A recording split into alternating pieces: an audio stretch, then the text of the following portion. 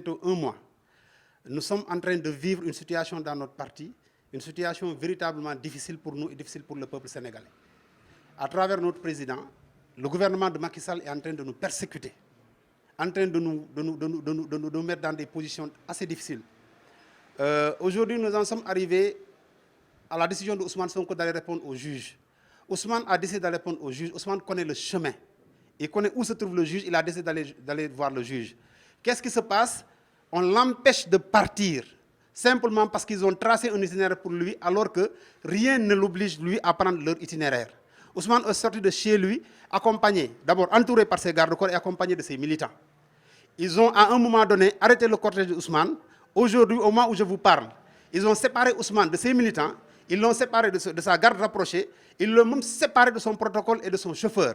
Il est seul avec eux.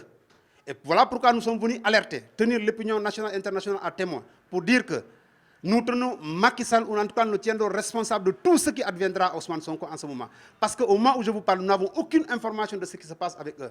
Et bizarrement, nous avons constaté qu'à Ziguinchor, il y a une coupure générale d'électricité. Alors que les gens suivaient en direct ce qui se passait. Alors nous comprenons que ce n'est pas fortuit et ce n'est pas gratuit. Voilà pourquoi nous disons, et moi personnellement qui vous parle, je n'ai plus de contact visuel avec les responsables qui sont au niveau de Dakar.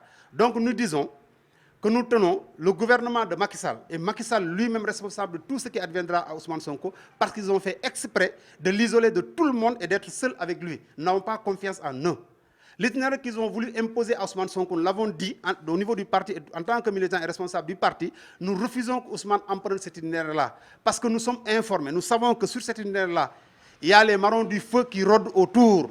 Et nous savons que sur cet itinéraire-là aussi, il y a un tunnel par lequel il faut passer. Nous n'avons pas confiance dans ces conditions-là de faire passer Ousmane par ce tunnel-là. Voilà pourquoi nous refusons catégoriquement et nous lui demandons de ne pas accepter de passer par ce tunnel-là.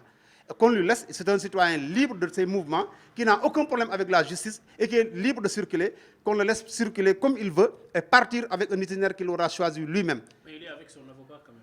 L'avocat est avec lui, mais je dis, c'est un régime de force. Tout ce qu'ils font, ils font la force. Je ne sais pas jusqu'à quel moment ils vont accepter que l'avocat soit là. Je ne sais pas. Donc, avant qu'il n'en arrive à ce stade-là, nous alertons.